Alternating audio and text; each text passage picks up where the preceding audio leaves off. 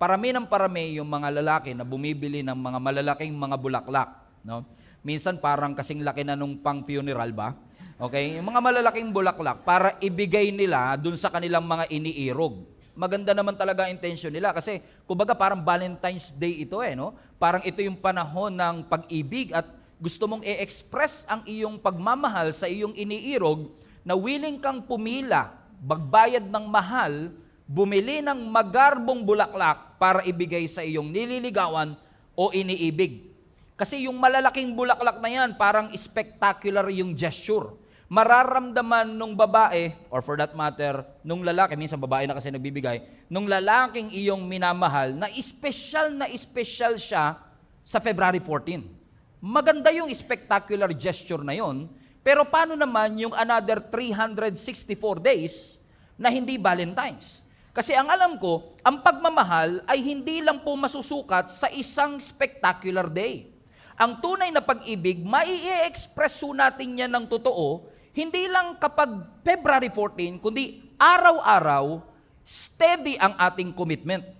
Kumbaga, hindi mo man mabigyan araw-araw ng bulaklak, pero may araw-araw kang patience, araw-araw na kindness, yung mga small gestures katulad ng pagsisilbi, pagtitimpla ng kape, pagbibigay ng chocolate, pag-iiwan ng mga note na, I missed you, I am proud of you, kapag pinagsama-sama mo yung maliliit na yan, nagiging compound and it makes a lot of difference in your relationship. In fact, hindi yung Valentine's Day gesture, kundi yung araw-araw na consistent kindness ang nagpapaganda, nagpapabuhay, at nagpapalago sa ating mga relationship. Kasi naniniwala po ako na ang Diyos, kapag naranasan ng isang tao, hindi po pwedeng hindi magkaroon ng ebidensya sa kanyang buhay. Hindi mo pwedeng i-claim na naranasan mo ang Panginoon pero walang makikitang changes ang ibang tao sa iyong buhay. Ang tawag po natin yan mga manifestations ng pagkilos ng Diyos. Or for this matter, for the sake of our context, yung bang manifestation ng Diyos o yung manifestation ng Holy Spirit, ito po yung paraan ng Diyos para i-express niya ang kanyang presensya at ang kanyang kapangyarihan sa bawat isa sa atin. Bakit ba kailangan may manifestation ng Holy Spirit? Bakit ba kailangan may ebidensya? Bakit ba kailangan na hilingin lagi na ang Holy Spirit o ang Diyos ay maranasan ko sa aking buhay? Kailangan po yan. Kasi kapag ka nararanasan ng isang Kristiyano ang banal na Espiritu o ang Diyos, ang kanyang pananampalataya lumalakas. At kapag hindi mo nararanasan, your faith will be weak, your faith will be dry, and your faith will be powerless. Ibig sabihin, the moment na nararanasan mo ang Diyos, the moment that you are being filled with the Holy Spirit, you can see visible signs of the Holy Spirit that He is actively working on your life. For example, when you say that you are filled with the Holy Spirit, pwedeng bigyan kanya ng regalo. A gift of wisdom, a gift of knowledge, a gift of prophecy, a gift of miracle. Hindi lahat naniniwala dito, pero a gift of speaking and interpreting tongues. Empowerment, a gift of guidance. Meaning, when you experience the Holy Spirit, laging merong manifestation. Hindi po pwedeng wala. Kasi hindi maniniwala ang ibang tao na nasa iyo ang Holy Spirit kung wala silang makitang ebidensya. Okay. Maniniwala po ba kayo kung ako ang magiging endorser ng glutathione? Grabe naman po kayo makatawa. Parang napaka-judgmental po ng dating ng inyong pagkakatawa na para talagang imposible. Pastor, bakit? Pagkasabi pa lang ng glutathione, naghahanap ka na kagad ng ebidensya. Hindi ka maniniwala kapag hindi mo nakita yung dapat effect na yon. So, ibig sabihin, kung ang glutathione, pampaputi, hinahanap mo yung puti. Oh. Lord, patawarin niyo po sila. Hindi po nila alam ang kanilang mga ginagawa. Alam ibig sabihin, naghahanap ka ng ebidensya. Kung may kaibigan ka na nagbebenta ng pampapayat, tinitignan mo siya kung bakit you are looking for what? Evidence. Ibig sabihin, naghahanap ka ng manifestation. Pero, bukod sa manifestation of the Holy Spirit, which is wisdom, and knowledge, and miracle, and empowerment, alam niyo po ba na ang Holy Spirit ay nagbibigay din ng fruit? Ano yung fruit na ito? Ang fruit, yung manifestation, yan yung paraan ng Diyos o ng Holy Spirit para i-express ang kanyang kapangyarihan at ang kanyang presensya. Pero ang fruit, ang ebidensya ng Holy Spirit that is working in your life. At katulad po ng text na binasa natin, balik mo anak ang Galatians chapter 5, ito daw po ang fruit of the Holy Spirit. Ano yon? Love, patience, peace, patience, kindness, goodness, faithfulness, gentleness, and self-control. Sabi mo sa katabi mo, nakailang ka sa siyam. Amen? Bakit? Ito po, kanina, manifestation, may wisdom. May manifestation, may speaking in tongues, may prophecy, may healing, may giftings, pero hindi porket may manifestation, may fruit. Pwedeng nag-i-speak ka in tongues, pero hindi ka marunong magpatawad. Pwedeng kapag nag-worship tayo, sigaw ka ng sigaw ng hallelujah, pero pag nasa restaurant ka, sinisigawan mo yung waiter, pag mabagal ang kanyang order. Naunawaan nyo? So wala kang patience. So ibig sabihin, it is possible that you have the gift, but you don't have the fruit. At tatandaan nyo ito, maraming mga tao, hindi ko ito na-share kanina umaga, maraming mga tao are so confident with their giftings, na akala nila dahil ang anointing nagpo-flow sa kanilang giftings, hindi na nila kailangan ng fruit. Hindi kasi porket magaling kang preacher, mabait ka. Hindi porket maganda ang boses mo, maganda ang ugali mo. Come on now. Come on now. Sabi mo sa katabi mo, parang para sa itong series na ito. Amen? That some of us are so confident. Everybody say confident. With what? With our giftings. Na minsan, some of us are living in the lifestyle of sin and yet nararamdaman ng tao yung anointing. Nararamdaman ng tao na na-bless sila, na bago ang kanilang buhay. Kaya sinasabi ng iba, kahit pala mabuhay ako sa kasalanan, okay lang, na-transform ang kanilang buhay. Nakalimutan ng ibang tao na ang gift dumadaloy kahit sa dirty vessel. Even through a wicked king, pwedeng i-bless ng Lord ang bansa. Kahit na hindi okay, hindi God-fearing ang mga government official, if God wants to bless the Philippines, He can do that through the giftings. Amen? But we don't pursue the gift only. We pursue the fruit. Kasi ang fruit dumadaloy lang sa mga surrendered na buhay. Amen? Amen? For example, si King Saul. Si King Saul, hari, pero walang intimacy kay Lord. Si Judas, kasama lagi si Lord, pero binitray ang ating Panginoong Yesus. Kung iniisip natin na mai-impress ang Lord sa galing natin at sa giftings natin, tatandaan niyo po ito, hindi na po kailangan ng langit ng performer. Marami ng magagaling na performer sa langit.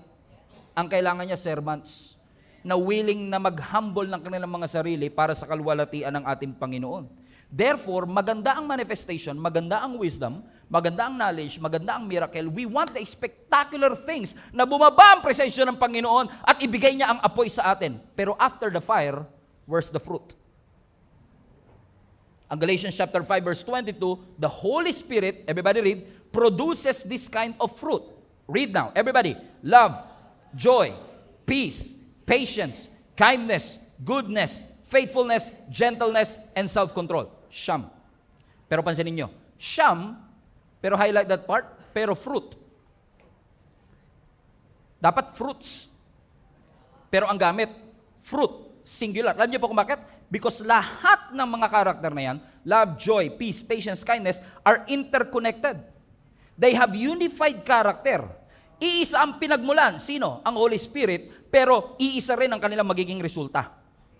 They operate as one, not separate entity. Parang fruit salad. Okay? Ang fruit salad, pag nilagay mo siya sa mangkok, hindi mo siya sasabing, bowls of fruits. Hindi na. Bakit? Kasi pag may pinya, may pakwan, may saging, pinaghalo-halo mo, hindi mo natatawaging, mangkok ng pinya, ng mangga. Hindi na. Fruit salad na siya. Ang tawag mo na sa kanya, one. Because lahat sila is interconnected with each other. Naunawaan nyo mga kapatid? So when you say the fruit of the Holy Spirit, very intentional lang ang Panginoon dito na hindi siya nagkamali sa grammar. Ang sinasabi lang ng ating Panginoon, hindi po pwedeng meron kang love pero wala kang patience. Hindi po pwedeng may kindness ka pero wala kang self-control. They don't operate separately, they operate as one. Contrary to the acts of the flesh. Pansinin nyo, acts. Kung babalik ko tayo a few verses before verse 22, balikan natin verse 19, Galatians 5 pa rin. Same chapter, just few verses before. Bago tawagin yung fruit, highlight that part, may tinatawag na acts. Pansinin nyo? Plural siya. Grabe, nag-English class talaga tayo dito, Pastor. Okay. I just want you to get this. The acts of the flesh are obvious. Ano daw? Sexual immorality. What else? Everybody read. Kanina, ganado kayo sa love, joy, peace, gentleness. Okay, ganado din. Everybody say, the acts of the flesh are obvious. Go. Sexual immorality, impurity, debauchery, verse 20, idolatry, witchcraft, hatred, discord, jealousy, fits of rage, selfish ambition, dissensions, factions, verse 22, envy, drunkenness, orgies, and the like. I warn you, as I did before, sabi ni Apostle Paul, that those who live like this will not inherit the kingdom of God. And many people are saying, Pastor, hindi naman ako nagwi-witchcraft.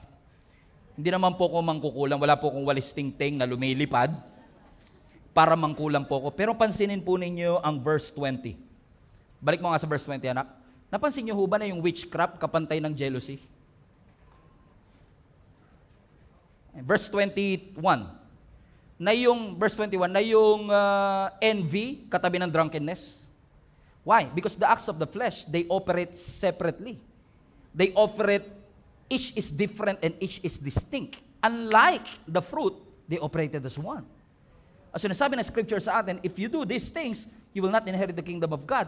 But the fruit of the Spirit, verse 22, says what? Love, joy, peace, patience, and kindness. Ano sinasabi ng Panginoon sa atin dito? Maganda na nasa atin ang Holy Spirit. Maganda na nararanasan natin ang mga miracle sa ating buhay. Sino sa inyo gusto nyo ng miracle? Amen. Ulitin ko, sino sa inyo gusto nyo ng miracle? Amen. Now, I think more than a month ago, after the service, pumupwesto po ako dun sa huli. Mamaya gagawin din natin yun. And those who are joining us for the first time, madalas yan, kinakamayan ko, pinapanalangin ko, at pinapakinggan ko kung ano ang istorya kung paano sila napunta sa church. One time, after habang nagpipicture taking, may lumapit po sa akin. Sabi niya, Pastor, pag-pray niyo po ako, because 7 years na po akong dinudugo non-stop. 7 years. Pag-pray niyo po ako kasi nagpa-check up po ako, wala akong myoma, wala akong sakit sa ovary, wala akong cancer. Hindi na nga po alam ng doktor kung bakit nagdudugo ako kasi wala naman siya makitang tumor or anything. Kasi usually daw yan, pag may tumor, talagang yung bleeding mo tuloy-tuloy. Pero siya walang makita, sumuko na po yung mga doktor, hindi nila alam ang gagawin. Pag-pray niyo po ako. Pinag-pray namin. Which I also did every single Sunday. Different kinds of prayer, pinapanalangin natin. We did. Pinag-pray natin, tinawag ko isang volunteer, hinawakan niya dito sa tiyan, hindi nga ako yumawak. Ako lang nag-pray. Lord, in the name of Jesus, we believe that you are a God that heals. Nakilala niyo po ang aming mga katawan and you have the power to command every cell of our body to put into order. In Jesus' name, amen. Next Sunday, bumalik. Sabi niya sa akin, Pastor, naaalala niyo pa po ako?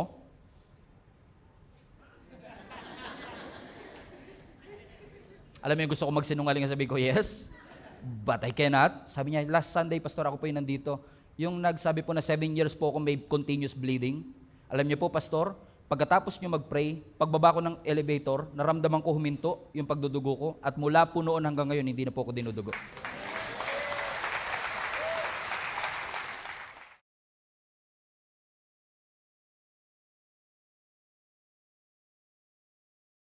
Now, I just want to clarify this. There's nothing spectacular about me, but there's everything glorious about God. Amen. Now, gusto niyo ba ng ganong klase ng fire from the Lord? Yes. Pero, posibleng meron kang gift of healing, pero wala kang fruit of the character. Because fruit is about daily character. Na ang tunay na transformation, evident siya sa paraan ng pakikipag-usap mo sa pamilya mo. Evident ang fruit sa pag-handle mo ng criticism. Kung paano ka mag-post sa Facebook. Sabi mo sa katabang, ayan na. Ayan na. Ayan na. Kung paano mo i-handle ang iyong mga pain. Bakit? Impressive ang healing. Impressive ang fire. Pero after the fire, the always question should be, where is the fruit? Maganda meron tayong gift of wisdom, meron tayong gift of knowledge, pero tatandaan natin, lahat ng fire is only for a moment. Pero ang fruit, it is a lifestyle. Ang fire, immediate. Pero ang fruit, gradual. Dahan-dahan kang pinapalago. Ang fire, intense. Pero ang fruit, sustained. Ang fire is only for a moment, pero ang fruit, araw-araw mo siyang dala. In fact, yung work ng ating Panginoon, hindi lang siya laging spectacular. Naniniwala ko, ang work ng Lord, personal din.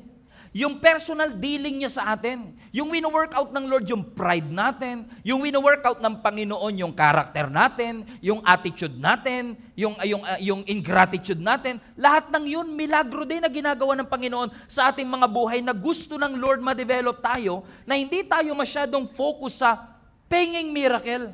Gusto ko makakita ng fire na nakalimutan na natin, pwedeng you are on fire but fruitless. God wants us to be fired up and fruitful. Yes, the Holy Spirit can make you cry, shake, and even speak in tongues. But the big question always is this, where is the fruit? Kasi kung ikaw ay nanginig, ikaw ay umiyak, ikaw ay nag-speak in tongues, pero hindi ka natutong magpakumbaba. Come on now. So meron kang fire pero wala kang fruit. Ibig sabihin, pansamantala, facade. Parang meron kang appearance of great faith, pero walang changes and transformation sa ating buhay. Gusto ng Panginoon na i-sanctify tayo, baguhin tayo, na talaga pong lahat tayo ay maging totoong anak ng ating Panginoon. Amen? Hindi po porket nakaupo kayo every Sunday sa simbahan, automatic magta-transform ang inyong buhay. Hindi porket nakaupo ka sa Jollibee maghapon, nagiging chicken joy ka, correct? Correct? Why? Because real transformation happens when you exercise the fruit. Naalala ko si Jonah patungkol sa subject na ito because kung kilala niyo si Jonah, everybody say Jonah. Ang tawag ng marami dyan is a runaway prophet. Kaya po siya tinawag na runaway prophet kasi nga po, inutusan siya ng Panginoon para mag-preach. Yung preaching nga, hindi nga abutin ng 40 minutes. 4 minutes nga lang, tapos na siya. Actually, 4 seconds lang kung mabilis siya. Tapos na yung preaching niya. Ang preaching niya lang, repent for the Lord will punish you. Yun lang ang preaching niya. Tapos na. Pero imbis na sumunod sa Panginoon, tumakbo siya. Imbis na pumunta ng Nineveh, pumunta siya ng Tarshish. At dahil sa kanyang pagsuway, nag-orchestrate ang Lord ng matinding bagyo. To cut the long story short, nagbunutan silang lahat kung sino ang dahilan kung bakit sila binabagyo. Ang nabunot, taran, si Jonah. So ginawa nila, tinapon nila ngayon si Jonah doon sa may dagat. At watch this, at si Jonah ay kinain ng dilis. Nakita niyo yan sa Bible, di ba? Tinitingnan ko lang kung gising pa kayo. So kinain siya ng malaking isda at nanatili siya sa tiyan ng malaking isda, which I know, hindi siya whale shark, hindi siya malaking balyena. I believe this is a special fish for a special occasion na ni-rescue itong si Jonah at nanatili siya sa loob ng tiyan ng malaking isda for 3 days. Ni-rescue siya ng Panginoon. Question, deserve niya bang ma-rescue in the first place? No, he did not. Hindi niya deserve ma-rescue. Kakasuway niya lang sa Panginoon. At dahil sumuway siya, he deserves to die. But God is so gracious na nagpadala ang Diyos ng isda para siya'y kainin. In essence, lulunin at manatili sa tiyan ng isda for 3 days. At alam niyo nangyari? After na ma-rescue siya ng malaking isda, finally sumunod siya sa ating Panginoon. At pagdating niya doon sa Nineveh, sabi niya, repent! For the Lord will punish you. Simpleng-simple. Kung sumunod siya, tapos na, hindi na siya kinain ng isda eh. Pero ano mo, sabi ng scripture, dahil sa kanyang preaching na napakaiksi lamang, yung hari ng Nineveh nagpatawag ng matinding fasting. At sabi niya, magsisi tayo sa ating mga kasalanan, pati mga hayop nag-fasting. Not kidding, basahin niyo yung Bible, pati mga hayop nag-fasting sila because they take that warning seriously. Hindi ko alam kung bakit. Maybe because kasi yung tiyan ng isda, apparently, yung sinasabi ng mga historians, may mga amino acids po yan sa tiyan. Na yung amino acids na yun, pag nandun ka sa loob, talaga malalagas buhok mo. Pati kilay mo malalagas, bigote mo. Siguro nung lumabas si Jonah at pumunta ng Nineveh, wala talaga siyang buhok at all. Wala siyang kilay, wala siyang bigote. Kaya nung sinabi niyang, repent! Naniwala ka pa ni paniwala to, pre, hindi ng pinagdaanan, no? Kaya nagsisi sila sa kanilang mga kasalanan. Okay, kidding aside, that's not in the Bible, by the way. Okay, sure lang siya. Okay, but, watch this, nagrepent silang lahat. At sabi ng scripture, naglubag ang loob ng Diyos. At imbis na gunawin sila, inisper sila, pinalaya sila ng Panginoon. At habang nagse-celebrate ang mga taga-Nineveh, si Jonah galit. Nagtampo si Jonah. Kaya ako naniniwala si Jonah, hindi siya runaway prophet, pouting prophet. May kilala ba kayong ganun? Pag hindi nasunod ang gusto nila, puro artista na naman binoto nila. Hindi na naman nanalo yung hindi na naman nanalo yung binoto ko. May kilala ba kayong mga ganyan, mga pouting prophet? Kala ko pa naman ice cream tilapia pala laman. He was angry. While everyone is celebrating, he was angry. You know why? Let's catch up the story. John 4 verse 1. This change of plan. Ano yung change of plan? Imbis na gunawin, niligtas. Greatly upset Jonah. Watch this. And he became very angry. So he complained to the Lord. By the way, tip number 1, kung magko-complain ka, huwag kay Lord. He complained to the Lord about it. Ano sabi niya? Didn't I say before I left my home that you would do this, Lord? That is why I ran away to Tarshish. I knew that you are a merciful and compassionate God. I knew you were slow to get angry and filled with unfailing love, and you are eager to turn back from destroying your people. Sabi niya, paraphrase ko, eto na nga ba sinasabi ko eh. Kaya ayoko pumunta ng Nineveh. Kasi deserve nilang mapahamak. Deserve nilang tupukin ng apoy. Kaya nga ako tumakas para matuluyan sila eh. Kasi alam ko, pag tumawag sila sa iyo, masyado kang maawain. Masyado kang gracious, pagbibigyan. Ayan na nga nangyari. Pinagbigyan mo nga sila. Now, this is interesting to me because just a moment before this, Jonah experienced God's grace. Listen to me. He deserves to die. Remember? He disobeyed the Lord blatantly. Nung sumuway siya sa Panginoon, nung tinapon siya sa dagat, deserve niyang malunod na at mamatay. But God rescued him. Nirescue siya ng Panginoon. At nung naligtas siya, ang sabi niya, ito na nga ba sinasabi ko? Ako dapat. Napansin niyo, naka-experience siya ng spectacular miracle. Come on now. Naka-experience siya ng fire in essence. Nakaranas siya ng malaking miracle na siya mismo ay dramatically ni-rescue ng malaking isda.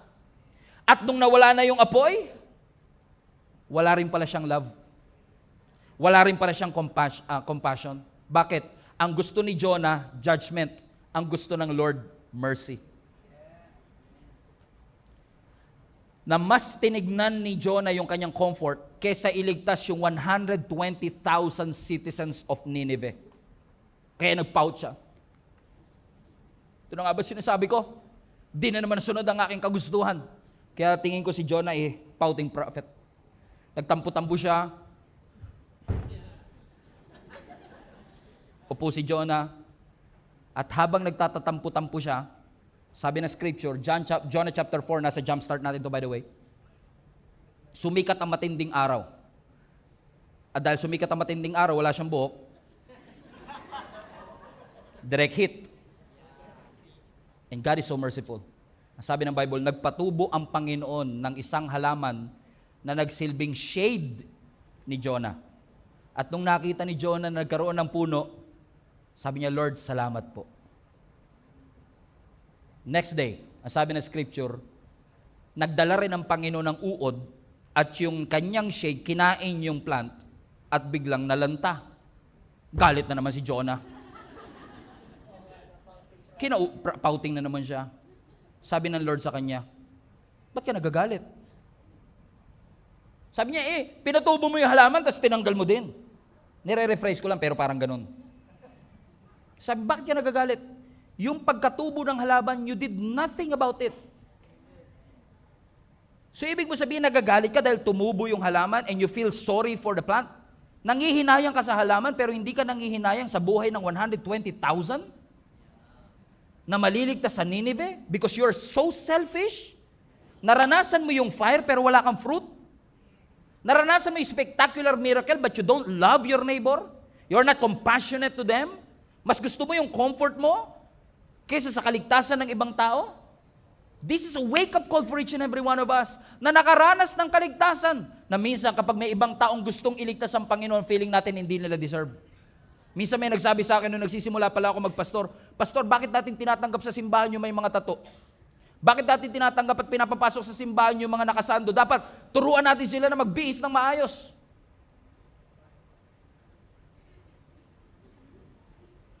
Naalala ko nung nag-try ako mag-gym one day. Alam niyo yung pag nag-try ka mag-gym, alam niyo yung gym? GYM? Nagbubuhat ka. Alam mo, pagka overweight ka, tapos pumunta ka sa gym, try nyo lang. Pagpasok ko sa gym, naalala ko, 100 kilos ako nung time na yun. Pagpasok ko sa gym, lahat ng tao, di ba, yung nagbubuhat pa sila, di ba? Pag nagbuhat pa naman yun, talaga focus sa muscle nila. Kasi posture eh. Tandang-tanda ko ito, di ko makakalimutan. Pagbuhat ko, nung tumunog yung pinto at pumasok ako, lahat sila nagtinginan sa pinto. Parang basa ko sa lahat ng mata nila.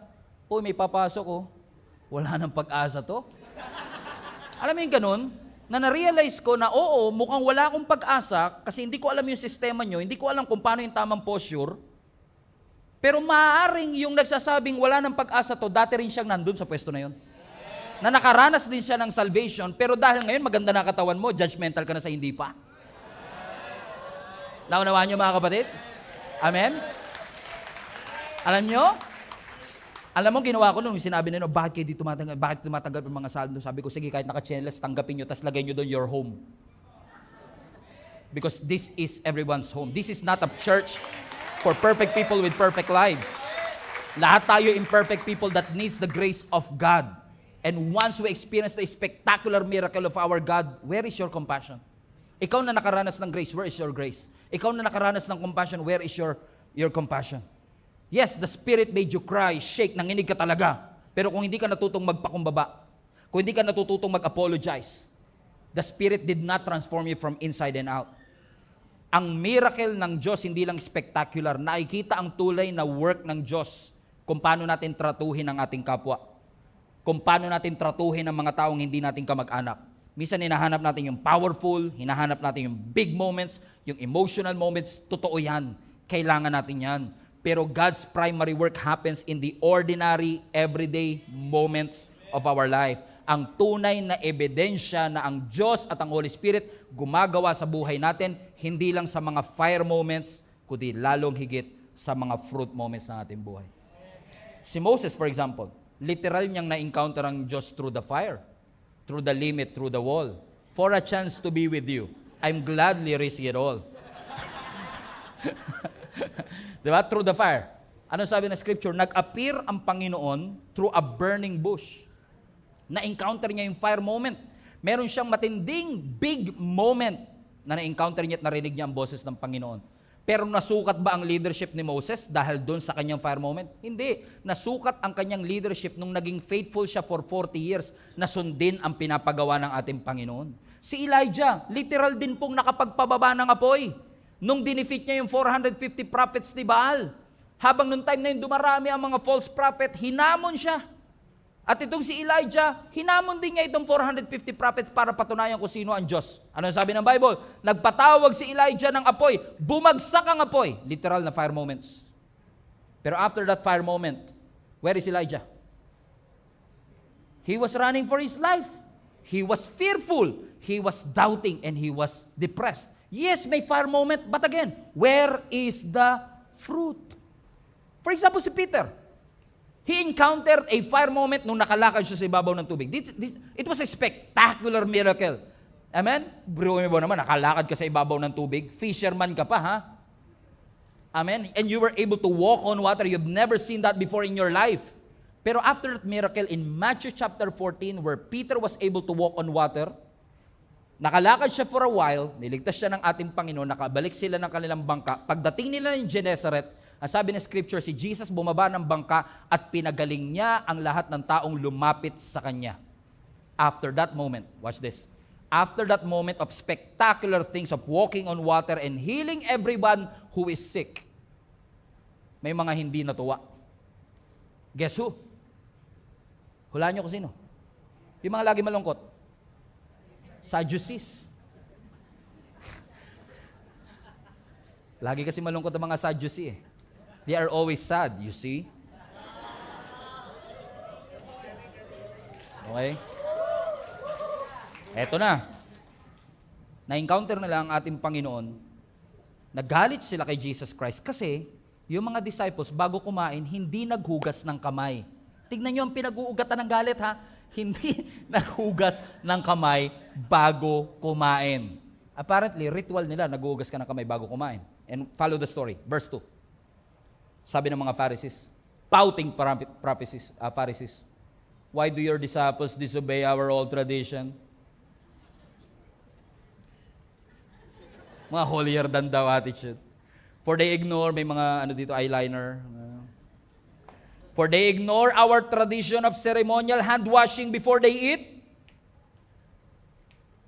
Talaga? Pag-uugas lang ng kamay, problema nyo pa? Sumagot si Jesus Christ. Verse 3. And why do you, by your tradition, violate the direct commandments of God? Verse 4. For instance, God says, honor your father and your mother. And anyone who speaks disrespectfully of mother or father must be put to death. But you say, it's all right for people to say to their parents, sorry, I cannot help you. For I have vowed to give to God what I would have given to you. So sinasabi ng mga Pharisees, ba't mo inaaya yung mga disciples mo hindi naghuhugas ng kamay bago kumain? Sabi ni Lord, talaga? Paraphrase. Samantalang kayo, yung mga commandments mismo, willing kayong suwayin? For instance, sabi ng Panginoon, di ba nakalagay sa 10 Commandments, you should honor your father and your mother? Pero yun ang direct command, pero pinapayagan nyo na sabihin ng mga anak, hindi kita matutulungan? So that is a direct disobedience to the commandment. So pinaprioritize mo yung mas pinaprioritize mo at pinapansin mo na hindi naghugas ng kamay ang mga disciples ko, samantalang kayo pinapayagan nyo yung iba na hindi marunong rumespeto sa kanilang mga magulang? Verse 6, in this way, you say they don't need to honor their parents? Okay lang na hindi nila galangin ang kanilang mga magulang, kaya kinakancel nyo ang word of God for the sake of your tradition? Mas priority nyo pa yung paghuhugas ng kamay kaysa paggalang sa mga magulang. Verse 7, mga hipokrito kayo. You hypocrites! Isaiah was right when he prophesied about you. Verse 8, these people, they honor me with their lips, but their hearts are far away from me. What God is saying is this, you just experienced a miracle. What's this? Nakita nila mismo kung paano pinagaling ni Jesus ang mga disciples. They experienced it, yung mga taong lumapit sa Kanya, they experienced it themselves. After the miracle, after the fire, and then here comes the Pharisees. That these Pharisees, their faith is spectacular on the outside. Mahigpit sila sa kanilang ritual, mahigpit sa kanilang tradisyon. Impressive ang kanilang mga appearance, pero kulang sila sa fruit. Sinasaway nila yung mga hindi marunong magugas ng kamay, pero pinapabayaan nila, tinotolerate nila yung hindi marunong gumalang sa kanilang mga magulang. Sabi ng Panginoon, in essence, you have the fire, but you don't have the fruit. At kapag puro fire ka lang at wala kang fruit, nakaka-burnout yan. Pero kung puro fruit ka lang na walang fire, hallelujah, routine na yan. So maganda na may fire, maganda nakakalakad sa ibabaw ng tubig, maganda na witness niyo nagpapagaling ang ating Panginoon, but where is the fruit? Si Jesus ba kayang gawin pareho, Pastor? Yes. Kasi ang ating Panginoong Hesus, kaya niya mag-perform ng milagro, and at the same time, kaya niyang hugasan ang paa ng mga disciples. He had the fire, and He had the fruit. Ang gusto ng Lord, balance. That we are fired up and fruitful at the same time. Na hindi lang tayo puro hallelujah, sigaw-sigaw ng hallelujah, pero mga magulang natin, sinisigawan natin at wala tayong respeto sa kanila. Na tinataas natin ang ating mga kamay, pero pride natin, hindi natin mababa. God wants us to be fired up and fruitful at the same time. Ang tunay na mature believers, hindi lang passionate, pure ang puso. Posible kasing passionate ka sa ginagawa mo para sa Panginoon, pero hindi yung pure yung puso mo habang ginagawa mo ito. So posible kasi na, halimbawa, may sakuna, tutulong ka sa mga mahihirap, magdodonate ka ng 20,000 para sa lahat ng nasunugan o kaya nabagyo. Maganda yun. That you have generosity in times of crisis. Nagdodonate ka, tumutulong ka sa mahihirap, pero yung being consistently generous, kahit walang spotlight o camera, yun ang tunay na basehan ng tunay na Christianity natin. Amen? Kasi lang tayo, pansinin nyo, ang mga Kristiyano, pag tinanong mo, lalo yung mga hindi po talaga Christians na nandito kayo for the very first time, saan kami kilala? Yung mga Christian, yung mga born again, yung mga nanginginig-nginig, di ba? Sila yun eh. Di ba? Yung mga Christian, sila yung patas-taas ng kamay, yung maraming wisdom sa Word of God. Yung mga nagpa-prophesy sila ng future. Pansinin mo, yung mga hindi Christians to, meron siguro ditong hindi Christians na alam nyo, sinasabi ko, pag sinabing Christians, we are known by our manifestations. But we are not known by our fruit. Kilala tayo yung mga natutumba pag nilay hands. Sila yung di ba, mga maiingay mag-pray. Sila yung mga alive, alive, alive forevermore. My Jesus is alive forevermore. Sila yung mga this is the day, di ba? Mga baduy yung mga yan eh. And we are known by our manifestations. Kilala nila yung manifestations natin. Pero bihira ka makakapagsabi, mga Christian, mababait yan. Mas kilala pa tayo yung nasiraan ng bait kaysa mabait. No, kilala ang mga Christian, mga siraulo yan. Mga nasiraan ng bait yan. Pero hindi tayo kilala. Mabait, patient, generous, gentle, may self-control. Hindi tayo kilala. Ang sabi ng Bible, hindi sinabi ng Bible, you should be known by your manifestations. No. Ang sabi ng Bible, you should be known by your fruit. Hindi nga sinabi ng Bible that you should be known by your leaves, dahon. Kasi posibleng may leaves, may dahon, pero walang fruit. May outward appearance, pero walang fruit. Ramdam na ramdam yung fire. Talagang pag nag-pray, nanginginig pa. In the name of Jesus. Tsaka, pakiusap lang, pag nag-pray kayo, hindi nyo kailangan baguhin yung boses nyo. Pakiusap lang. Sabi mo sa katabi, may ikaw yata yan ah. Parang pag nagbago pag dinagdagan mo ng bass, madadagdagan ng connection kay Lord. Lord in Jesus' name, pero Lord,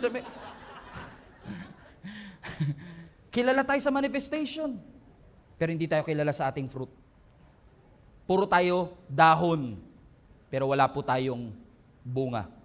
Tanungin mo katabi mo, where is the fruit? Naalala ko si Jesus Christ, nagutom siya one time, naghahanap siya ng makakain, nakadaan siya ng fig tree. Fig tree na walang figs o walang fruit. Sa disappointment ni Jesus, sinumpa ni Jesus yung fig tree. Okay, basahin natin Matthew 21 and I will close with this. In the morning, as Jesus was returning to Jerusalem, highlight this part, he was hungry. Kaya medyo naaawa din ako sa fig tree minsan eh. Parang, may katabi po ako, ba't di na lang yun yung kinurse nyo? Verse 19, and he noticed a fig tree beside the road. So Jesus went over to see if there were any figs. Any figs? Fruit.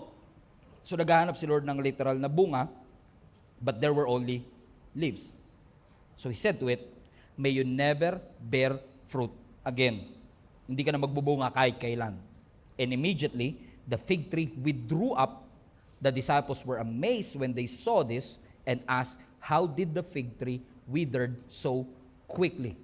Dumadaan si Jesus, nagutom siya, nakakita siya ng fig tree na puro leaves, walang fruit. Naghahanap siya ng figs, wala siya makitang figs. Bakit? Ano sabi ng verse 19? Balik mo yung verse 19, anak. Verse 19, and he noticed a fig tree beside the road. He went over to see if there were any figs, but there were, highlight this part, only leaves. So, puno siya, pero puro lang siya dahon. Now, marami magsasabi, actually, sa account ni Mark, sinabi doon, hindi pa tamang season, kaya wala siyang fig fruit.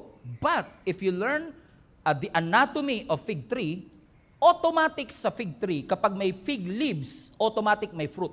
Hindi pwedeng may leaves na walang fruit. So, unique to. Kasi dapat, nag-expect si Jesus Christ, may leaves. Ba't walang fruit? So, nung nakita ng ating Panginoong Hesus na puro lang siya dahon, ano sabi ng scripture? Balik mo anak in verse 19. Sinabi ni Jesus Christ, may you never bear fruit again. Sinusumpa kita.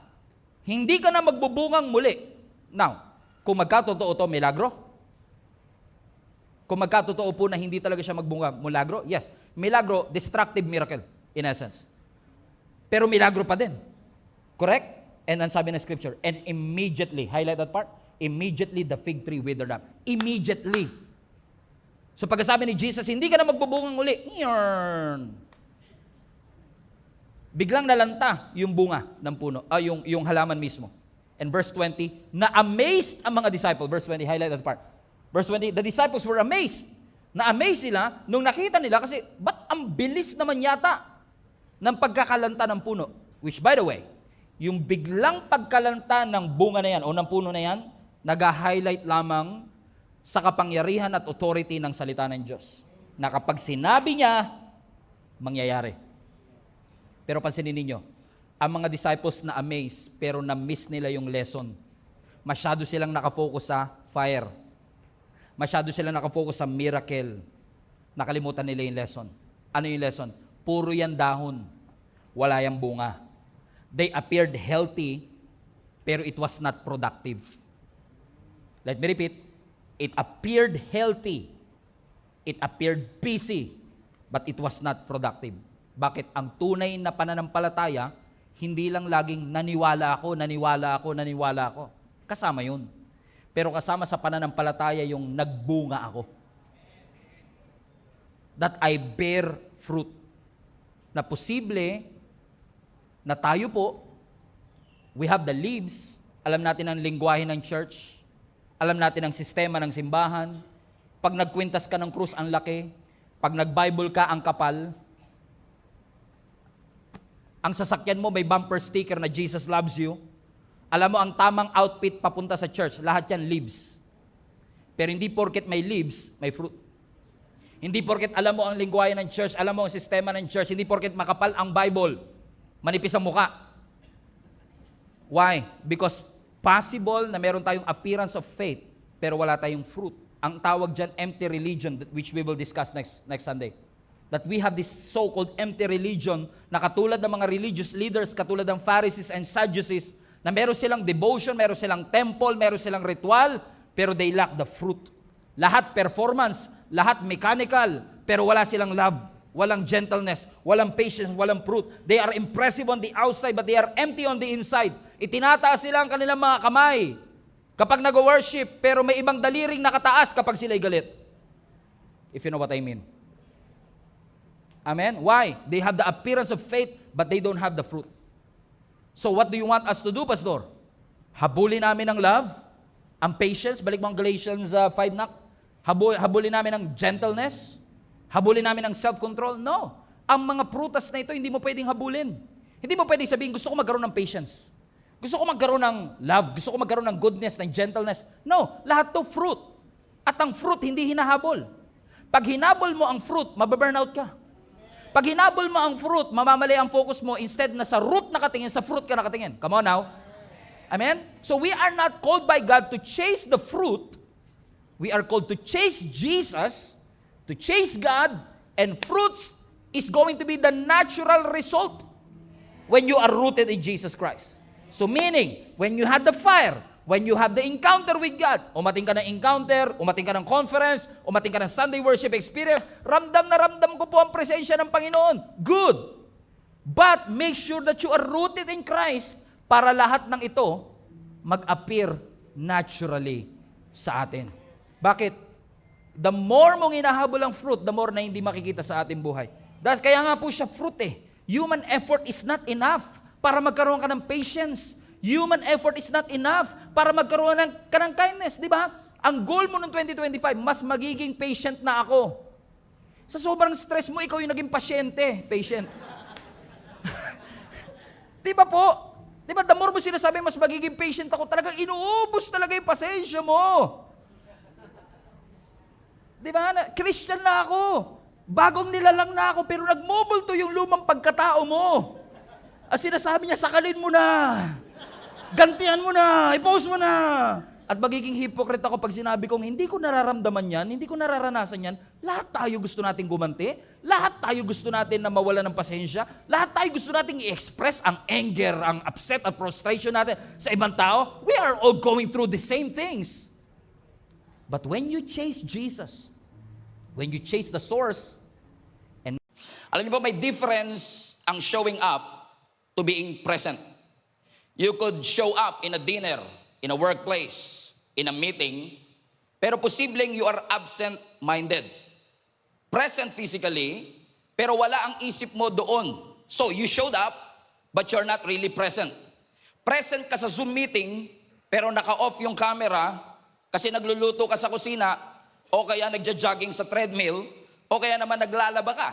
Present sa Zoom, pero hindi talaga present. You showed up, but you are not really present because you don't have your full attention to it. So kung mapapansin po ninyo, showing up is usually physical, but presence is all about value. Presence carries weight. Mapa-friendship, marriage, small group, lumalalim ang ating relationship. Hindi dahil madalas tayong magkita. Lumalalim ang relationship natin kasi mas lumalalim yung connection natin from within. Yung 5 minutong nag-usap tayo, pero nasa akin ang full attention mo, mas mahalaga pa kaysa 2 hours tayong nag-usap, pero distracted ka at half-hearted, if you know what I mean. Why? Because you show up, because you're available, but presence is an investment. Meaning when you showed up, when you are present, it communicates value. Kaya maaalala po ninyo, no, kapag may mga pagkakataon na birthday nyo for example, anniversary nyo for example, may mga taong dadalaw sa inyo kapag kayo ay naghanda. Pero minsan hindi nyo na natatandaan sino yung mga umaten sa 7th birthday mo. Oh, okay, 55 na pala kayo. So, sino ang uling umaten sa 18th, okay, sa 20th or 35th birthday mo, pero tandang-tanda mo kung sino yung dumalaw sa iyo sa ospital. Sino yung nandoon nung nilalamay ang mahal mo sa buhay? Because ang totoo mga kapatid, there is a difference between showing up when things are good, and there is a difference between showing up when things are bad. Because the real weight of presence is revealed when you are going through an uncertain situation, painful situation, or disappointing situation. Meaning kapag dumadaan ka sa masasakit at mahihirap na parte ng buhay mo, mas nakikita mo yung bigat ng presence ng mga taong dumadalaw sa iyo.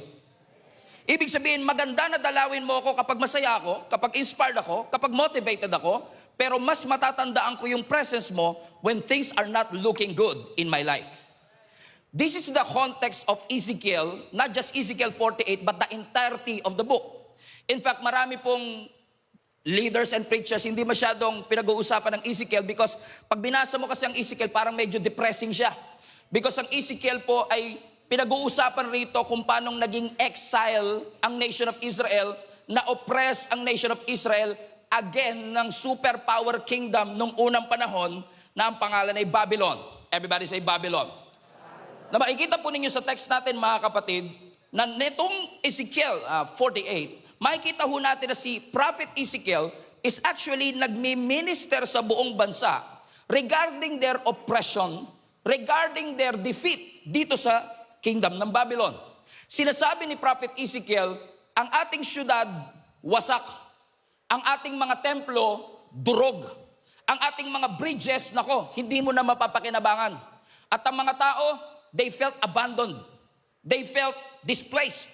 Pakiramdam ng mga tao, homeless kami. Wala kaming sariling identity. Ang Israel leadership, hindi mo makita.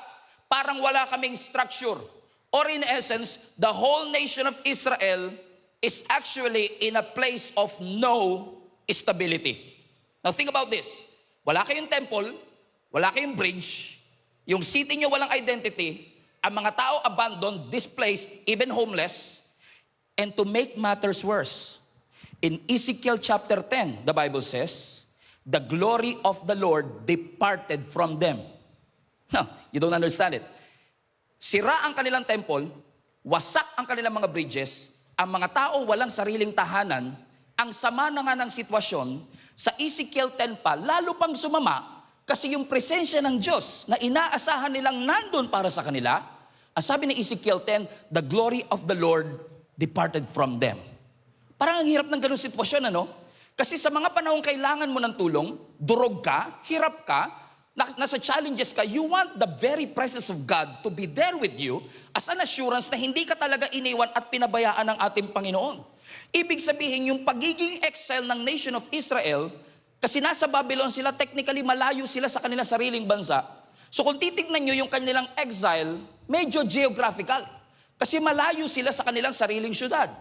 Pero makikita po natin sa Ezekiel 10 na yung kanilang pagiging exile ay hindi lang geographical, kundi ang kanilang pagiging exile is actually spiritual din. Because nagkaroon sila ng distance sa ating Panginoon. Are you following me so far? So ulitin natin, their temples are destroyed, their bridges are destroyed, the people are homeless, displaced, walang sariling leadership, structure at identity ang buong bansa. The glory of the Lord departed from them. But thanks be to God. Hallelujah. Ang sabi ng scripture sa Ezekiel 40 to 48, our text for today, sa Ezekiel 40 to 48, nagbigay ang Panginoon kay Ezekiel ng napakagandang prophecy. Are you ready mga kapatid? Now ulitin natin, the bridges are destroyed, the cities are destroyed, walang identity ang buong bansa, and then on Ezekiel chapter 40, nag-shift ang lahat ng bagay. Because the Bible says, pagdating ng Ezekiel chapter 40, nagbigay ng prophecy ang ating Panginoon that the city will experience restoration. Come on now, somebody. Amen. Everybody say restoration. Ibig sabihin yung buong bansa na wasak, hirap, durog, magkakaroon ng restoration, ang kanilang temple itatayong muli, at ang kanilang syudad ay bibigyan ng bagong pangalan. At ano yung pangalan na yun? Verse 35, and the name of the city from that time on will be, come on, everybody shout this with me, Yahweh Shammah, the Lord is there. Now, kapag durog ang inyong syudad, sira ang inyong mga temple, wasak ang inyong identity, parang mas maganda dito sa part na i-restore ko ang mga ginto ninyo. Parang ganda rin nun no? I-restore ko yung power ninyo. I-restore ko yung great walls ninyo. But this is interesting. Kasi nung sinabi ni Prophet Ezekiel na magkakaroon ng restoration, hindi niya sinabing dahil restored na kayo in the future, ang magiging pangalan ng syudad, prosperous city, strong city, big city. Ano ang sabi ng scripture? The name of the city will be Yahweh Shammah. The Lord is there. Hallelujah. Ibig sabihin, the identity of their city is not based on their size. The identity of their city is not based on their capacity or their location or their success. The identity of this brand new city is based on the presence of our God. Meaning kahit may success, kahit na malaki, kahit na parang tagumpay, kahit na parang undisputed, without the presence of God, baliwala ang lahat. That's why I believe our church is a powerful church, not because of the music, not because of the haze machine, not because of the lights or the sound system. What makes our church powerful is in fact the presence of the Lord is in this place. That is the very reason why we are here in the first place. Hindi tayo narito para sambahin ang ibang pangalan, pangalan ni Pastor Stephen, pangalan ng Jesus Live Community. No, we are here because we know and we felt the presence of the Lord is here. That every time nasa bahay ka, naliligo ka pa lang, sasabihin mo, saan ka pupunta? Pupunta akong church. Bakit? I feel the presence of the Lord there because I know the Lord is there. Everybody say, Yahweh Shammah. It was the presence of the Lord. And notice mga kapatid, for the past 4 weeks, ngayon ang conclusion natin, for the past 4 weeks, pansin natin na every time bibitawan ng Diyos ang kanyang pangalan, hindi niya binibitawan ang pangalan niya sa mga magagandang sitwasyon. Hindi niya sinabi yung Yahweh Shalom nung payapa, nung prospero sila. Sinabi niya ang Yahweh Shalom nung hirap sila. So kung mapapansin nyo, every time babanggitin ng Lord ang kanyang pangalan, binabanggit niya yan sa panahon ng krisis. Kasi madaling sabihin, the Lord is there. The presence of God is there. When things are going great in your life. Come on now. Sorry po. Okay, when things are going great in your life, I mean, na-promote ako. Nasa iyo ang presensya ng Panginoon. Meron akong mga bagong blessing, nasa iyo ang presensya ng Panginoon. Pero ibig ba sabihin, kapag walang blessing, walang ginto, ibig ba sabihin, wala na ang presensya ng Panginoon? Makikita ninyo that Yahweh Shammah appears hindi lang sa mga magagandang sitwasyon, kundi maging sa mga hindi magagandang sitwasyon. Doon natin mapapatunayan na yung presensya ng Panginoon, kahit mahirap, kahit na ikaw ay nag-i-struggle, nandyan ang presensya ng ating Panginoon. Everybody say, the Lord is there. Ibig sabihin, yung restoration na pinag-uusapan dito, hindi lang infrastructure restoration, which are good. Itayo mo ang temple, itayo mo ang bridge, itayo mo ang city. Infrastructure restoration is already a great blessing. But the most important restoration in this text is not the restoration of their infrastructure, but the restoration of God's presence. Yung presence na umalis sa Ezekiel 10 ay babalik, ang sabi ng scripture. And watch this, hindi lang sinabi ni Lord, I will return. I shall return. Hindi siya si MacArthur. Hindi niya sinabing, I shall return. Ang sabi niya, the Lord is there. Kasi kung titignan mo yung Hebrew word ng shama, which is there, hindi lang siya babalik, kundi mananatili. Iba kasi yung umalis ako, babalik ako, aalis ako uli. Pero ito iba. Nung umalis ang Panginoon ng Ezekiel 10, nangako siya sa Ezekiel 40 to 48, babalik ako. Pero hindi lang ako babalik, mananatili ako. I don't know who is this for, pero naniniwala ko marami sa atin na nangangailangan ng assurance na ito. Na sa mga panahong tayo nalulungkot, tayo ay dumadaan sa mga challenges. Yung pangako ng Diyos na babalik siya, mananahan siya sa ating buhay, is indeed a good news for each and every one of us. That the God that I serve is with me. Yes, ang bansa kailangan ng restoration. Yes, ang bansa kailangan ng deliverance. But more than anything else, ang pinakamagandang assurance na natanggap nila, hindi ko kayo iniwan. Hindi ko kayo pinabayaan. Because Yahweh Shammah is there. Meaning the Lord will dwell. Meaning the Lord will settle. Hindi lang siya bumibisita, hindi lang siya dumadaan, He will remain. So when things are tough and when things are hard, God wants you to be reminded today, God is with you. And He will remain in your life. Amen? Kaya kung titignan nyo ang Isaiah 43, bring it up please. Isaiah 43 verse 1, ang sabi na scripture, but now, O Jacob, but now Jesus is alive, Kamanaba, listen to the Lord, who created you, O Israel. The one who formed you says, ano sabi? Don't be afraid. Tignan nyo nga yan, sabi mo sa katabi mo, don't be afraid. Now, balik natin yung verse 1 again. Ang sabi ng scripture, but now, listen to the Lord who created you. Meaning, ako na lumikha sa inyo, ang nagsasabi sa inyo nito. Hindi lang to basta sinabi ng kapitbahay mo. Hindi lang to basta sinabi ng presidente ng bansa. Ang sabi ng scripture, makinig kayo sa sinasabi ng lumikha sa inyo. Next slide. Ano sabi ng scripture? Don't be afraid, for I have ransomed you, and I have called you by name, and you are mine. Makinig kayo, kapatid.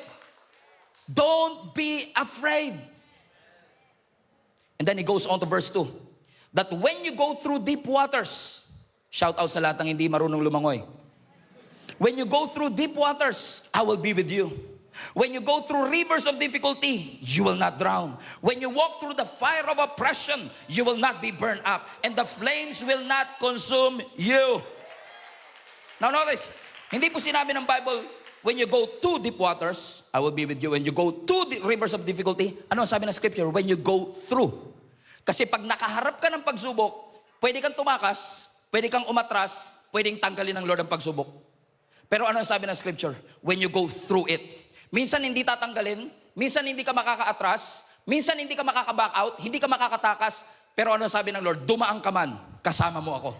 When you go through rivers of difficulty, kasama mo ako. Kaya wag niyong tatambayan ng problema. Kaya nga sabi natin, may pinagdadaanan lang. Eh di daanan mo, wag mong tambayan. Ang problema kasi sa natin, nirereklamo natin, parang hindi ka ako kasama ng Panginoon. Sabi kasi ng Lord, daanan mo, you go through it. Kailangan mong pagdaanan, pero hindi ibig sabihin diyan ka matutulog. Hindi ibig sabihin niya ng destiny mo. But ito ang pangako. Hindi nangako ang Diyos tatanggalin ang problema, pero nangako siya, kasama mo siya sa problema. Kasama mo siya sa mga pagsubok. Remember Shadrach, Meshach, and Abednego? Di ba? Pinarusahan sila na King Nebuchadnezzar. Ang sabi, itapon mo sila sa pugon ng Panday Manila. Remember that? Remember that? Ang sabi ng scripture, sa sobrang galit ni Nebuchadnezzar, ininit niya ng ininit na yung naghatid, yun pa yung unang nasunog. At nung nandun na sa pugon, yung tatlo, Shadrach, Meshach, Abednego, nung sumilip si Nebuchadnezzar, sabi niya, ika rito, di ba tatlo lang yung tinapon? Ba't parang apat yun? At parang yung isa, parang anak ng Diyos. Which I believe hindi yun parang anak ng Diyos. I believe that is the pre-incarnate appearance of our Lord Jesus Christ. He was there. Hindi, may kayanan ba ang Panginoon na nung binuksan yung pugon, biglang hindi gumana? Boss, hindi nag-function. Pwede, kasi makapangyarihan siya eh. Pero inalaw ng Panginoon na gumana, painitin ng sobra, dumaan sila sa apoy, hindi sinabi ng Lord, tatanggalin ko yung apoy, hihipan ko yung apoy. Kaya ba ni Lord ihipan? Kaya rin. Pwede mamatay, pero hindi hinipan ni Lord. Kaya huwag ka ng pray, Lord, hipan mo. Minsan pray, Lord, wag gumana, tanggalin mo. Minsan kailangan mong daanan. Pero kahit daanan mo, hindi naman pinangako ng Lord, hindi gagana yung pugon. Hindi naman pinangako ng Panginoon na hihipan niya yung pugon. Pero ipinangako niya, kahit dumaan ka sa apoy, kasama mo ako. He will be with you. Come on now. And come to think of it, paglabas nila sa pugon ng Pande Manila, ang sabi ng scripture, hindi sila amoy usok. May kilala ba kayong ganyan? Dumating sa matinding problema, pag tinignan mo, talaga, dumaan ka sa ganung pagsubok, hindi mo halata. Kasi kung isipin mo, sa tindi ng pinagdaanan mo, dapat pangit ka na eh. Pero sa tindi ng pinagdaanan mo, ang ganda mo pa rin, blooming ka. Walang amoy usok. Hindi ka amoy usok. Anong ibig ko sabihin mga kapatid? Minsan nahayaan ng Lord na dumaan ka, pero hindi papayagan ng Lord na mangangamoy usok ka.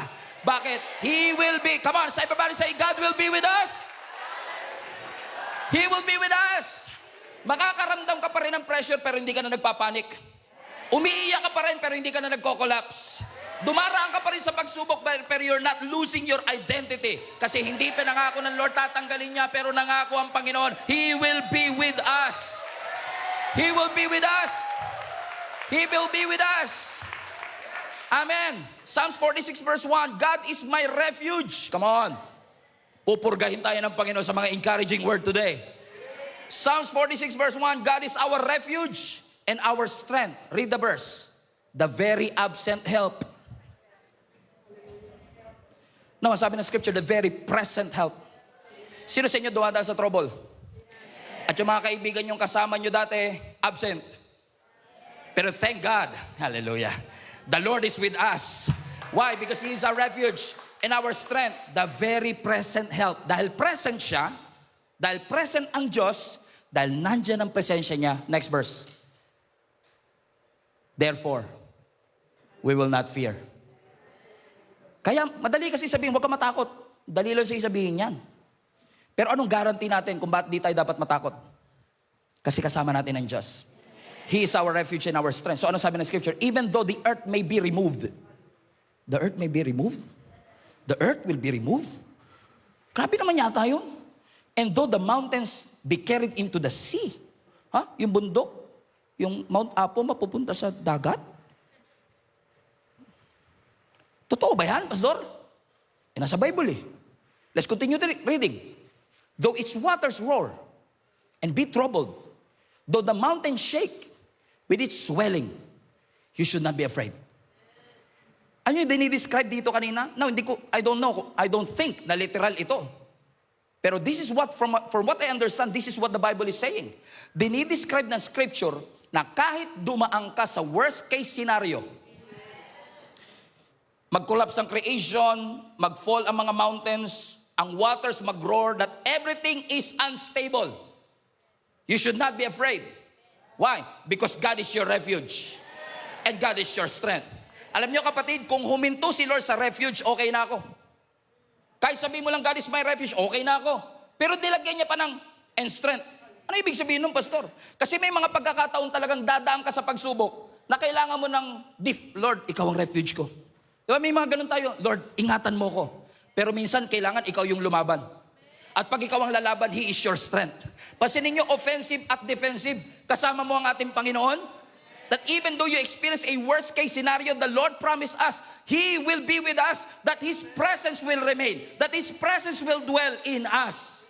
So ibig sabihin, even if everything collapses in your life, we will remain unshaken. Hindi dahil maliit ang problema. Hindi binibilital ng Diyos ang pagsubok mo. Hindi niya minamaliit ang pinagdadaanan mo. Pero kahit gaano pa kalaki ang pagsubok na pinagdadaanan mo, mas malaking refuge ang Panginoon sa lahat ng ating mga struggle. Because, why? Because He, everybody say present. Because He is present. In fact, pag pinag-aralan niyo po yung scripture, yung theology ng presence of Lord, napaka-encouraging. Kasi tinawag po ng Bible ang Panginoon na omnipresent. Omnipresent. Alam niyo po ibig sabihin ng omnipresent? Omni means all, lahat. Present means you exist in a place. So ibig sabihin, when you say God is omnipresent, He exists in all places. Ganda nun. Ang ganda nun. Ako lang naganda, di ba? Ang ganda nun. Pastor, ibig mo sabihin kung the Lord is present everywhere, kahit sa bar, nandun si Lord? Yes. Pero hindi porket nandun si Lord, agree siya sa ginagawa doon. Hindi porket nandun ang ating Panginoon, na-honor siya sa ginagawa doon. But this is what I know. God is everywhere. Lahat ng, ibig sabihin, today, lahat ng mga 16 churches natin, we are receiving one message. Nagpipreach ako ngayon, yung iba sa kanila, nakikinig sa mga mission stations natin, naniniwala ba kayo nandito ang presensya ng Diyos? Pero naniniwala rin sila, nandun daw eh. Naniniwala din yung Bacolod, nandun din yung presensya ng Panginoon. So we believe that God is everywhere. He is omnipresent. But, may tinatawag na manifest presence. Na yes, nandito ang presensya ng Panginoon, pero the moment you step in, kami namang yung kanina habang nag-worship kayo, alam mong nandito ang presensya ng Diyos, pero naramdaman mo yung manifest presence. Alam niyo ibig sabihin ng manifest? Parang ang lapit-lapit ng Diyos.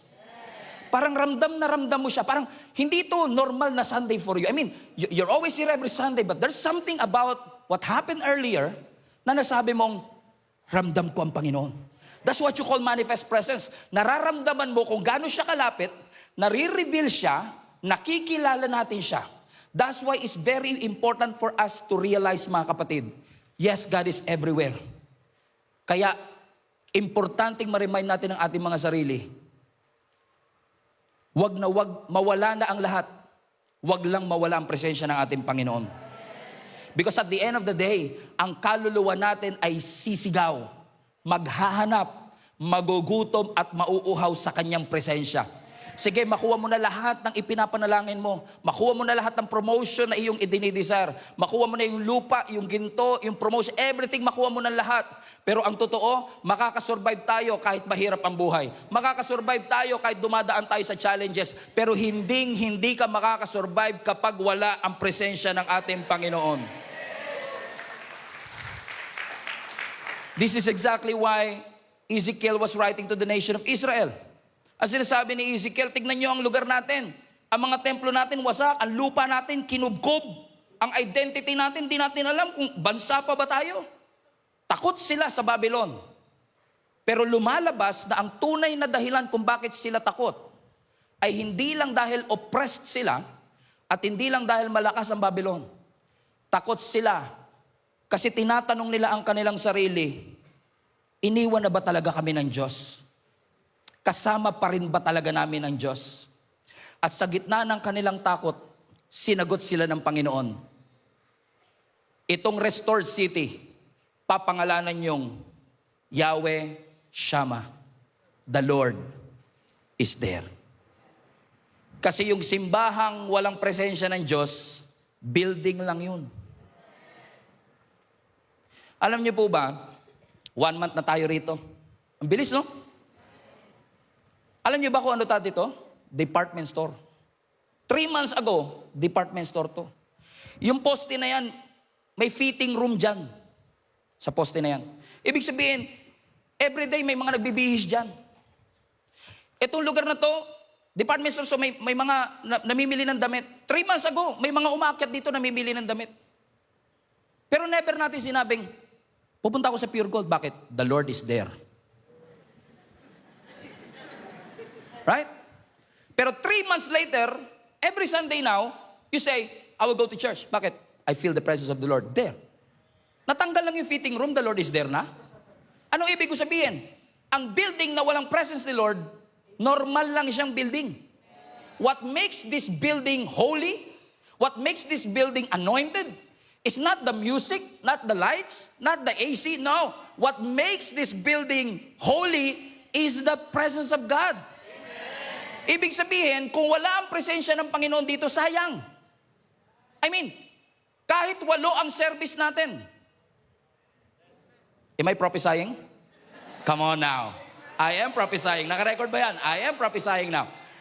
Kung maging 8 ang service natin every Sunday, pero wala ang presensya ng Lord, program lang yon. Wala ang presensya ng Panginoon. Why? Because we know that when the presence of God appears, even the fear will disappear. Amen. Do you remember the disciple of Jesus Christ? Days after Jesus was crucified. Lahat sila takot. Nasa loob sila ng bahay nila, sarado bintana, sarado ang pintuan. Kasi alam nila pwedeng sila ang susunod na aarestuin. Sila yung susunod na ipapako sa krus. But ang sabi ng scripture, in the midst of their fear, Jesus appeared. And Jesus said, Shalom. Why? Because kahit nasa gitna ka ng takot, when God's presence appear, your fear will disappear. Come on. Palapakan natin ang ating Panginoon. Sabihin mo sa katabi mo, the Lord is with you. Lakasan mo, the Lord is with you. So kung tayo buhay, humihinga, pero wala ang presensya ng Panginoon, nakakasurvive lang tayo. What makes this church holy, consecrated, is the presence of God. In fact, let me take it further. What makes heaven, heaven, is the presence of God. Kasi think about this. Ang sabi ng scripture, pagdating natin sa heaven, we will sing worship songs. Aanuin mo yung worship songs kung wala kayo i-worship. What makes heaven, heaven, is the presence of God. Kasi yung langit, sabi ng scripture, lalakad tayo sa kalye ng ginto. Yun ba ang dahilan? Ba't excited ka sa langit? Ang dahilan ba bakit ka excited sa langit? Kasi may mansion ka. Sabi ko nga, Lord, yung mansion ko, lagyan mo swimming pool. Binibiro ko si Lord eh. Kaya ka ba excited sa langit? Kasi dun sa langit may ginto kang dadaanan at dun sa langit may sarili kang mansion? Think about this. Kahit may ginto sa langit, kahit may mansion ka sa langit, kung wala ang presensya ni Lord dun, geography lang siya. But what makes heaven, heaven, is not the gold, not the mansion. What makes that place special is because we believe the presence of God is there. And just by thinking about it, iniisip ko pa lang na ako'y pupunta ng langit. Sino sa inyo excited pumunta ng langit? Taas nga kami lahat na excited. Huwag nyo bababa. Lahat na excited pumunta ng langit. Come on, come on. Sabihin mo sa tabi mo, paano kung ngayon na? Sabihin mo sa kanya. Lahat excited pero ayaw ngayon ah. Alam mo what makes me excited about heaven? It's not the mansion, it's not the gold streets, not the big wide gate. What makes me excited, actually nag-goosebumps pa, is the fact that the God that I serve, yung Diyos na pinag-alayan ko ng 25 years in the ministry, na iniwan ko yung karir ko para sumunod, I will see Him face to face. And I will lay my crowns before Him. That's what makes me excited. Kasi kahit nandun ang ginto, nandun ang mansion, kung wala ang Panginoon, that's not worth it. But what makes heaven worth it is the fact that the Lord is there. Yahweh Shammah. The Lord is there. So sino sa inyo excited na pumunta ng langit? Taas kami lahat na excited pumunta ng langit. Come on, come on, come on, come on. Ibig sabihin, ngayon na, meron daw, 7 na lang daw, lalakad na. 7 na lang sila, lalakad na. Ibig sabihin, ang reward ng langit is God Himself. So ibig sabihin, maganda doon sa langit, may mansion, reward. Magandang reward dyan. Maganda na sa langit, may reunion. Maganda na sa langit, He will relieve all our pain. Ang sabi, you will stop crying. No more pain, no more crying. Ang ganda lahat nun. But the greatest reward of heaven is what?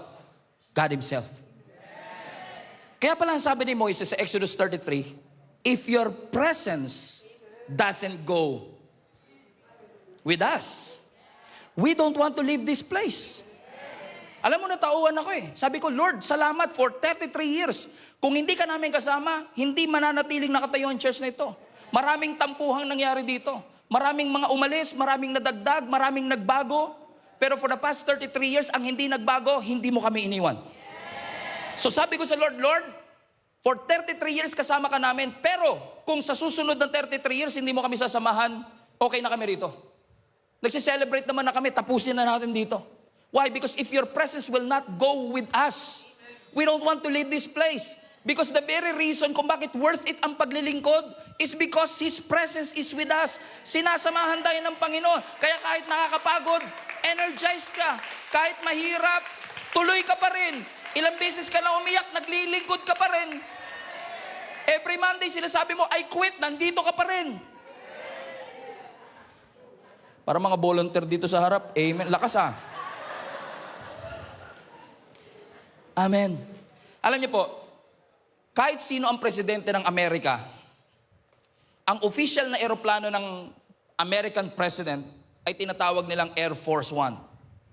I don't know if you're familiar with that. I have a picture of Air Force One here. Yung Air Force One, ito po ang official na sasakyan ng presidente ng kahit sino. Bush, Obama, Trump, kahit sino maging presidente, ang Air Force One, ang official na sasakyan ng presidente. Tinawag yung Air Force One, pero actually, hindi lang yan isa. Dalawa ang Air Force One. Pakita mo yung next picture. Dalawang Air Force One for contingency purposes. Na para kung masira yung isa, mapagpapatuloy ng presidente ang kanyang mga lakad. For safety purposes. Para hindi alam ng terorista kung nasaan siya dyan. Komprende? Pero alam niyo po ba, para sa mga mahilig sa eroplanong katulad ko, itong eroplano na ito is a usual 747 Boeing aircraft. Ibig sabihin, what makes this aircraft special is not the brand or the model of the aircraft. Hindi yung military technology, kundi yung presensya ng presidente. Kasi, kaya nga Air Force One, hindi pwedeng, pag dalawa, Air Force 2. Tama? Pero, bakit siya, question, sino sa inyo, botohan tayo, sino sa inyo naniniwala yung nasa kanan ko ang Air Force One? Sino sa inyo naniniwala yung nasa kaliwa ko ang Air Force One? Pareho kasi, no? Hindi mo alam, alin dyan ang Air Force One? Kasi hindi mo pwede silang parehong tawaging Air Force One. Magiging Air Force One lang kung ano yung sasakyan ng presidente. So pag sumakay siya dito sa kanan, yun ang Air Force One. Ito Air Force 2, literally. At kapag dito siya sumakay, ito ang Air Force One. Ito hindi. So kaya siya special, hindi dahil sa teknolohiya. Kaya siya special dahil nandun yung presence ng presidente.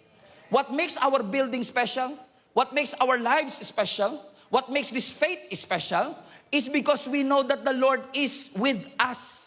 Na yung presensya ng Panginoon ay kasama natin. So don't think for a moment na pinabayaan ka at iniwan ka ng ating Panginoon. Ibig sabihin, kahit ang napakalaki ng LED mo sa simbahan mo, excellent ang production, strong ang sistema, global ang reach, yung usok mo magkakabunga ka na. Baliwala ang lahat kapag wala doon ang presensya ng Panginoon. Ang tunay na basihan ng success, hindi kung gaano kalaki ang ating simbahan o gaano karami ang naitayo nating simbahan. Ang tunay na sukutan kung ang simbahan ay powerful and life-changing, nandyan ba ang Panginoon? Because kahit na yan ay ordinary, kapag ka pinuntahan ng Diyos, nagiging sacred. Kasi narito ang presensya ng Lord. So ibig sabihin, kahit anong hingi mo ng promised land, yung promised land, pag walang presence, lupa lang siya. Ang blessing, pag walang presence, benefit lang. Ibig sabihin, lahat ng bagay, pagka kahit gaano ka, garbo, kamahal, kung wala ang presensya ng Lord, sayang. Kaya kung hindi mo gusto yung presensya ni Lord dito sa lupa, maboboard ka sa langit. Kasi araw-araw dun, puro presence of God ang dinidesire natin eh. Kung gusto mo lang ang heaven para sa benefit, I don't think you really want heaven. Pero salamat na lang lahat kayo nagtaas kanina ng kamay. Sabi ko, Lord, sagutin niyo po panalangin nila. Wala akong sinabing timeline ha. Sabi ko lang, sagutin mo Lord ang lahat ng panalangin nila. Mga kapatid, kidding aside, hindi pinangako ng Panginoon na wala kang dadaan ng pagsubok. Hindi pinangako ng Lord na wala kang dadaan ng hirap. Pero ang pinangako niya, kasama niya tayo. Hindi tayo lumalakas dahil walang pagsubok. Lumalakas tayo kasi alam natin yung presensya ng Panginoon nandito sa atin. So technically, the greatest tragedy is not really the famine, the destruction, the exile, the slavery. The greatest tragedy of the nation of Israel is the absence of their God. Pero if you think about it, napansin niyo ba na ang Diyos natin, sa totoo lang, minsan ang tao ayaw niya yung presence ni Lord. Pero si Lord parang napapansin ko, lagi niyang gustong kasama tayo. I mean, nagkasala na tayo, siya pa rin bababa. Kasi gusto niyang makasama tayo.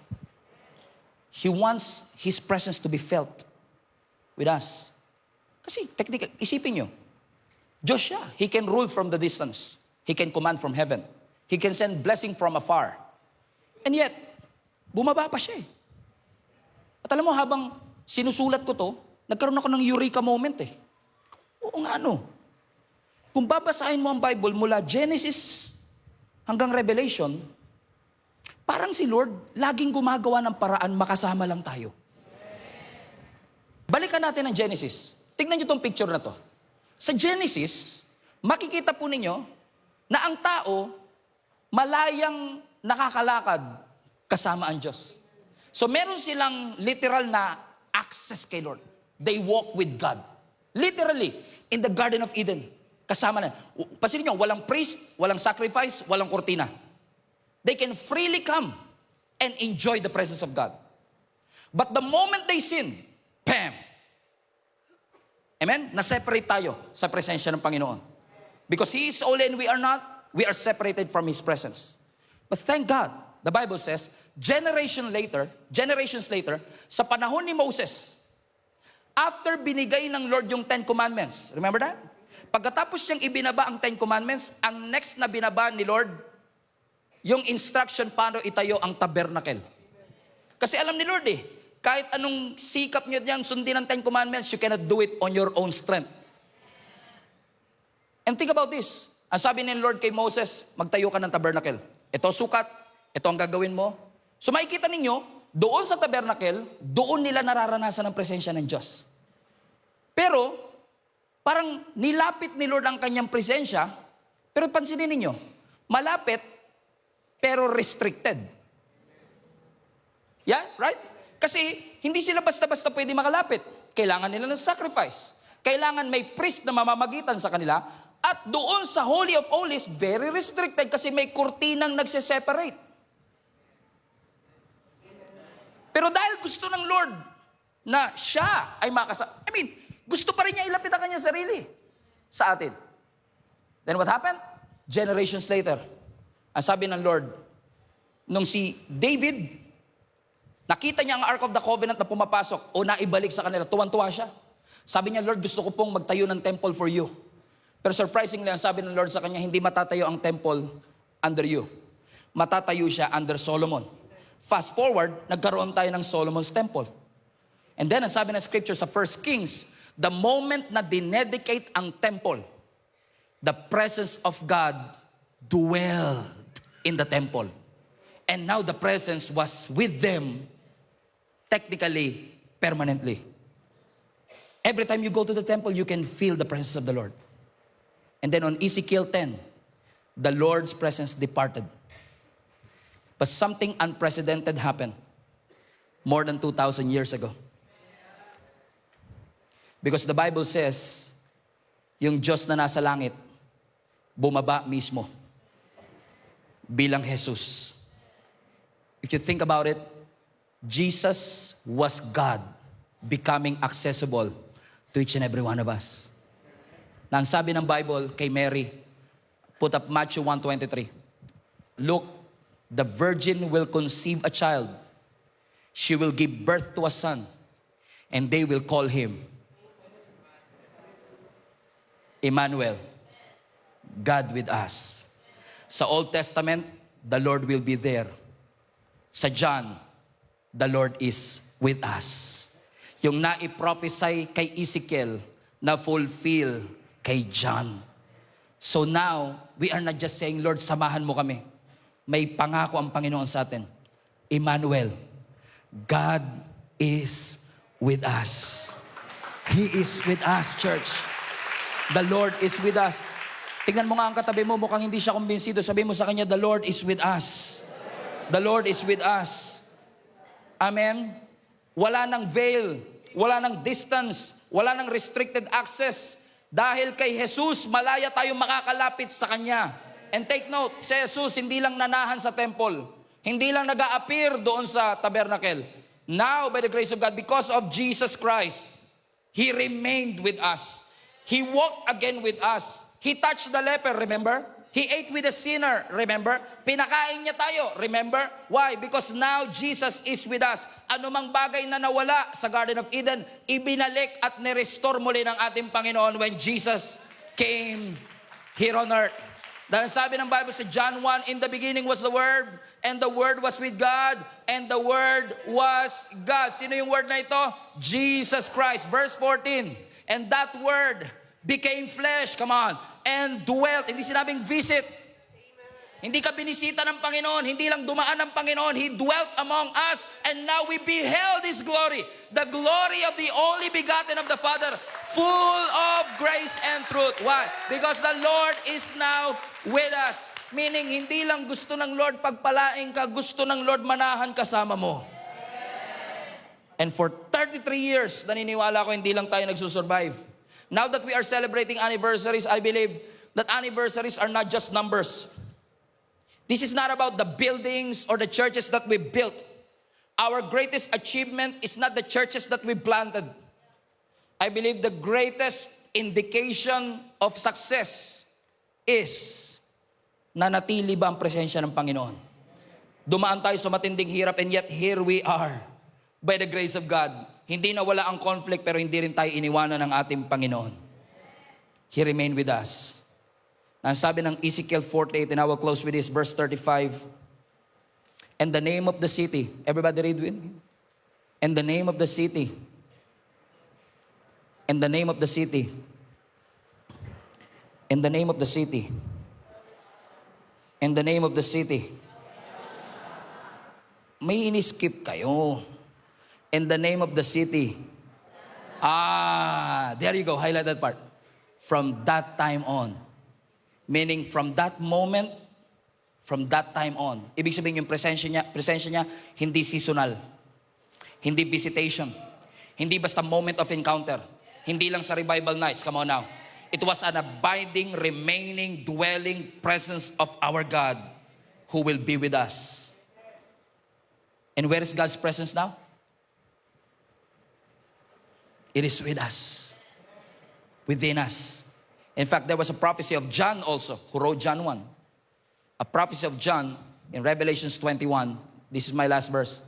Revelations 21, I heard a loud shout from the throne saying, look, God's home is now among His people. Church, from the Garden of Eden, even up to eternity,